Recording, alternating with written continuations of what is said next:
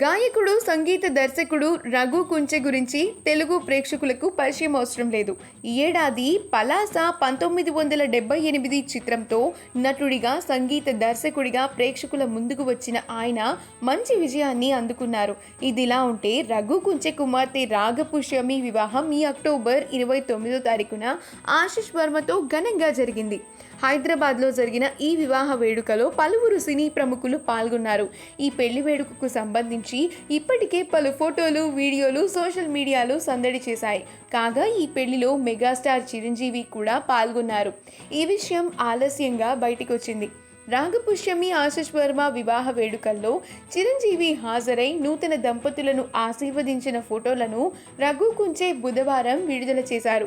ఈ ఫోటోలు ప్రస్తుతం సోషల్ మీడియాలో వైరల్గా మారాయి. చిరంజీవి బ్లాక్ డ్రెస్లో మెరిసిపోతున్నారు. అలాగే వధూవరులు రాగా, ఆశిష్ కూడా చూడముచ్చటగా ఉన్నారు.